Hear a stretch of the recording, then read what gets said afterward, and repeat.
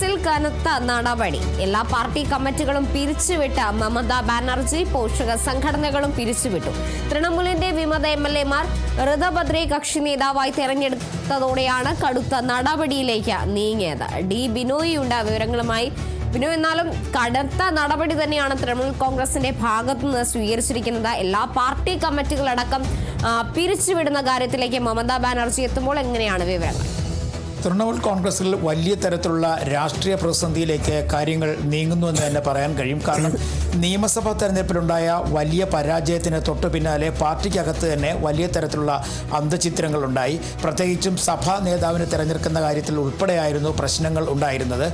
തൃണമൂൽ കോൺഗ്രസ് നേതാവായ മമതാ ബാനർജി മുന്നോട്ട് വെച്ച പേരുകളൊന്നും തന്നെ അംഗീകരിക്കാൻ MLA-മാർ തയ്യാറായില്ല. 80 ഇടങ്ങളിലാണ് തൃണമൂൽ കോൺഗ്രസ് വിജയിച്ച് എങ്കിൽ തന്നെയും അതിൽ വലിയ തരത്തിൽ അംഗസംഖ്യയുള്ള വിമതപക്ഷം അവരുടെ സ്വന്തം സ്ഥാനാർത്ഥിയെ വിമതപക്ഷത്തേക്ക് കൊണ്ടുവരാൻ ഒരു നീക്കം നടത്തി.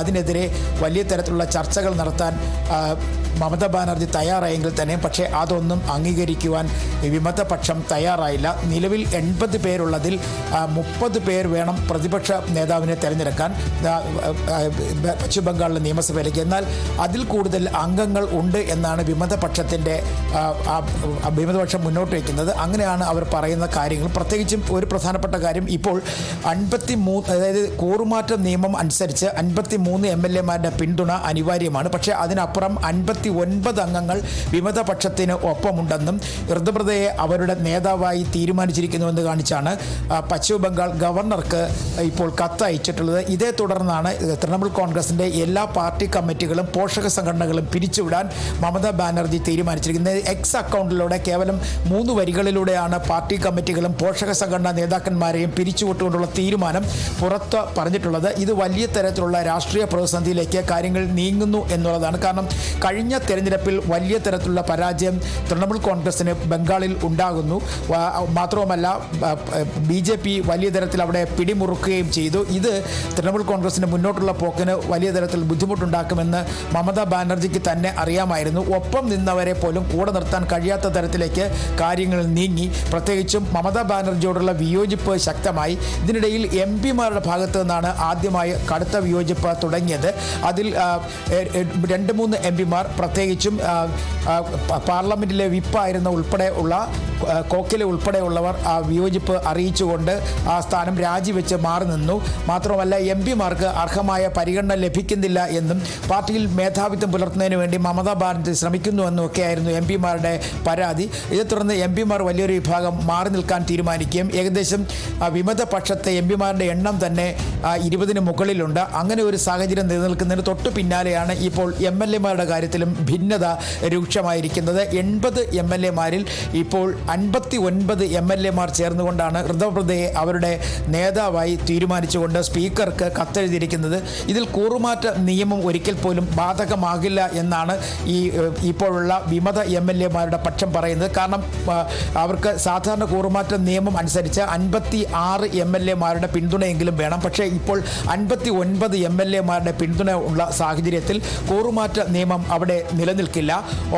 അതിനെല്ലാം ഉപരിയായി ഇവർക്ക് കൃത്യമായി പ്രതിപക്ഷ കക്ഷിയായി ഈ പശ്ചിമ ബംഗാൾ നിയമസഭയിൽ തുടരാനുള്ള സാഹചര്യവും നിലനിൽക്കുന്നുണ്ട്. ആ ഒരു കാര്യം കൂടി കണക്കിലെടുത്തുകൊണ്ട് തന്നെയാണ് മമതാ ബാനർജി അവരുടെ എല്ലാ സംഘടനകളും, അതായത് പാർട്ടിയുടെ എല്ലാ സംഘടനകളും പോഷക സംഘടനകളും മുഴുവനും പിരിച്ചുവിടാൻ തീരുമാനിച്ചിരിക്കുന്നത്. ഇനി ഒരു അറിയിപ്പ് ഉണ്ടാകുന്നവരെ പാർട്ടി നേതൃനിരയിൽ ആരും തന്നെ ഉണ്ടാകില്ല എന്ന തരത്തിലൊരു സൂചന കൂടി എക്സ് അക്കൗണ്ടിലൂടെ നൽകിക്കൊണ്ടാണ് അവർ തൃണമൂൽ കോൺഗ്രസിനെ പിരിച്ചുവിട്ടിരിക്കുന്നത്.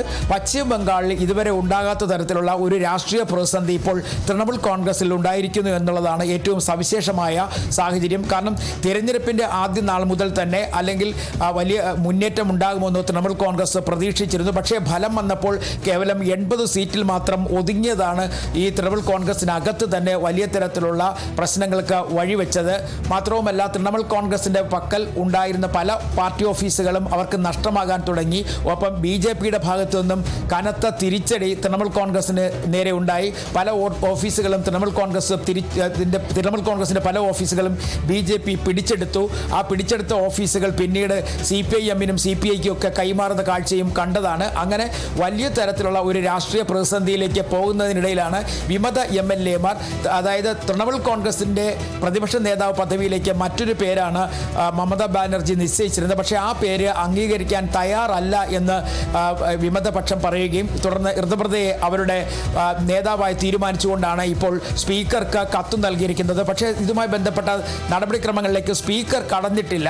കാരണം ഇനി ഇതിൽ ഒരു വ്യക്തത വരുത്തേണ്ടത്, സാധാരണഗതിയിൽ ഇങ്ങനെ ഒരു പ്രതിസന്ധി ഉണ്ടായാൽ രാഷ്ട്രീയപരമായ ഒരു കത്ത് അല്ലെങ്കിൽ ഒരു നേതാവിൻ്റെ പേര് ഉയർത്തി കാണിക്കുന്നുണ്ടെങ്കിൽ തന്നെ ആ രാഷ്ട്രീയ പാർട്ടി പിരിച്ചുവിട്ട് കഴിഞ്ഞാൽ അതിനകത്തുള്ള MLA-മാരുടെ നിലനിൽപ്പ് ഉൾപ്പെടെയുള്ള കാര്യങ്ങൾ ചോദ്യം ചെയ്യപ്പെടാം. അതുകൊണ്ട് തന്നെ സ്പീക്കർ ഒരു പക്ഷേ ഒന്നുകൂടി ചിന്തിച്ചതിന് ശേഷം നിയമപരമായ നീക്കങ്ങൾ ഏതെങ്കിലും തരത്തിൽ തൃണമൂൽ കോൺഗ്രസിൻ്റെ നേതാവായ മമതാ ബാനർജിയുടെ ഭാഗത്തുണ്ടാകുമോ എന്നുള്ളത് കൂടി പരിഗണിച്ചുകൊണ്ടായിരിക്കും സ്പീക്കർ മറ്റു കാര്യങ്ങളിലേക്ക് കടക്കുക. എന്തായാലും നിലവിൽ ഇപ്പോൾ അവിടുത്തെ വിമത പക്ഷത്തിന് 59 MLA-മാരുടെ പിന്തുണയുണ്ട്. മാത്രവുമല്ല ഒരു പ്രതിപക്ഷ നേതാവായി ഒരാളെ തീരുമാനിക്കാൻ 30 MLA-മാർ മതിയാവും. അതിൽ കൂടുതൽ 29 MLA-മാർ അധികമായുണ്ട്. ഒപ്പം കൂറുമാറ്റ നിയമം പോലും നടപ്പാക്കാൻ കഴിയാത്ത ഒരു സാഹചര്യം. അതുകൊണ്ട് തന്നെ വിമത നേതാവായ ഋതപ്രത അവിടെ പ്രതിപക്ഷ നേതാവാകും എന്നുള്ളത് ഉറപ്പായി കഴിഞ്ഞിരിക്കുന്നു. ഇനി അവിടെ ഇതിൻ്റെ പുനഃസംഘടന ഉൾപ്പെടെയുള്ള കാര്യങ്ങളിലേക്കായിരിക്കും തൃണമൂൽ കോൺഗ്രസിൻ്റെ നേതാവായ മമതാ ബാനർജി കടക്കുക. നിലവിലെ സാഹചര്യത്തിൽ വേഗത്തിൽ ഒരു പുനഃസംഘടന എളുപ്പമാകാൻ സാധ്യതയില്ല. കാരണം പല സ്ഥലങ്ങളിലും പാർട്ടി ഘടകങ്ങളിൽ വലിയ തരത്തിലുള്ള വിയോജിപ്പ് ഉണ്ടായിരുന്നു. കഴിഞ്ഞ ദിവസങ്ങളിലൊക്കെ തന്നെ അവിടെ സ്ഥലങ്ങൾ സന്ദർശിക്കാനെത്ത MP-മാരെ നിരത്തിലിട്ട് ആളുകൾ മർദ്ദിക്കുന്നതും കാഴ്ചയും കണ്ടതാണ്. പലർക്കും വലിയ തരത്തിലുള്ള മർദ്ദനമൊക്കെ ഏറ്റിട്ടുണ്ട്. ഹെൽമറ്റ് തലയിൽ വെച്ച് രക്ഷപ്പെടുന്ന MP ഉൾപ്പെടെ അവിടെ നിന്നുള്ള ദൃശ്യങ്ങൾ കണ്ടതാണ്. അങ്ങനെ വലിയ തരത്തിലുള്ള രാഷ്ട്രീയ പ്രതിസന്ധിയിലേക്ക് തൃണമൂൽ കോൺഗ്രസ് പോയിരിക്കുന്നു.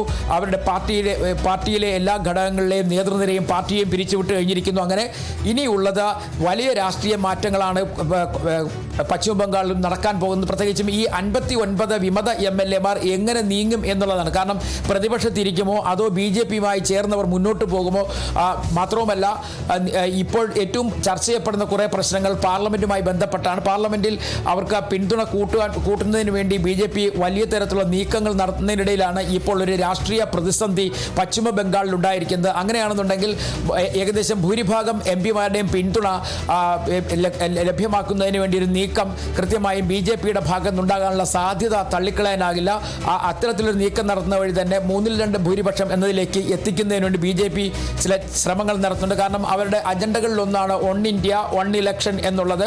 ആ ഒരു നീക്കം 2029 നടപ്പിലാക്കുന്നതിന് വേണ്ടി ഒരു ശ്രമം നേരത്തെ തന്നെ BJP നടത്തിയിരുന്നു.